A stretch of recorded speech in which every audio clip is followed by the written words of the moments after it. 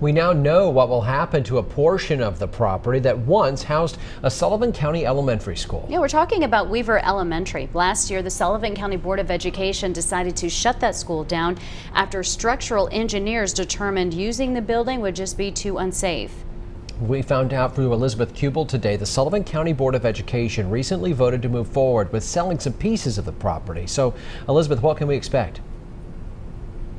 This is something that we've been wondering for a while, right? What exactly is going to happen to the Weaver Elementary property? Well, as you mentioned, Josh, we now have an answer to part of that question. Recently, the Board of Education decided in a split vote to sell some pieces of the property to some nearby homeowners, 2 of them, and a cemetery.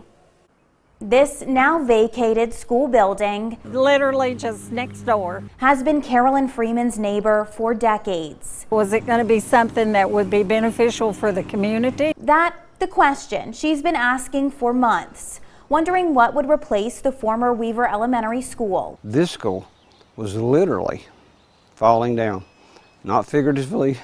It was literally falling down. The Sullivan County Board of Education decided 2017 would be Weaver's last year, following a structural engineer's recommendation to strongly consider vacating the building for safety reasons. But the board is now moving forward with a plan for what will come next. In a split vote, decided to sell to the 2 property owners and to the cemetery, giving those nearby homeowners each a sliver of the about 8-acre property, and the cemetery next door to Weaver more than 2 acres for future expansion. Then the building and 5 acres will be remarketed in the event that the interested party don't decide they are interested.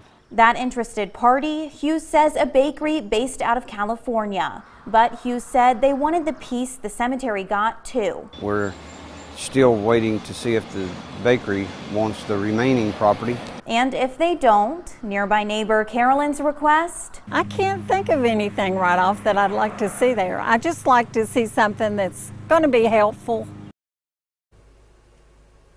Now, if you're wondering how much those pieces cost that the school board voted to move forward with selling, well, Hughes tells me that the cemetery's portion will total about $15,000 and the 2 property owners, one of them at $800 and the other at $1,100. Live in the Kingsport newsroom tonight, I'm Elizabeth Kubel, News Channel 11 in your corner.